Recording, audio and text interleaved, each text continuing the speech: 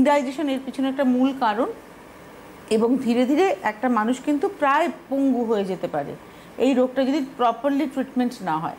তো আয়ুর্বেদের ট্রিটমেন্টের জায়গা কি রয়েছে, আর আর তার আগে একটু জানবো যে কটা স্টেজেস রয়েছে। দেখুন, অ্যাঙ্কোলজিং স্পেসিফিকলি আমরা দেখি যেটা এর আর্লি স্টেজ রয়েছে, তারপর হচ্ছে প্রোগ্রেসিভ রোগ রয়েছে, তারপর হচ্ছে অ্যাডভান্স স্টেজ রয়েছে, তিনটে স্টেজ রয়েছে। তো আর্লি স্টেজে যেটা যে আমরা পেশেন্টদেরকে দেখি যে কমপ্লেন্টগুলো খুব মাইনার থাকে, যেটা পেশেন্ট ফিল করতে পারে যে কোমরে পেইন, স্টিফনেস, সেটা পেইন ফিল করতে পারে।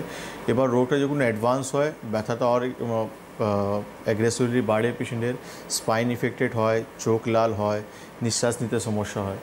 এবার যখন অ্যাডভান্স স্টেজে চলে যায় তখন দেখা যায় যে স্পাইনটা যেটা রয়েছে, যার মাঝখানে যে আমাদের গ্যাপিংগুলো রয়েছে, সেটা পুরোপুরি ক্যালসিফাইড হয়ে যায়। আলটিমেটলি ওটা পুরোপুরি বাম্বু স্পাইন হয়ে যায়, যেটা আপনি বললেন যে মানে বডিটাই মুভমেন্ট করতে পারে না, উঠা বসাই করতে পারে না পেশেন্ট।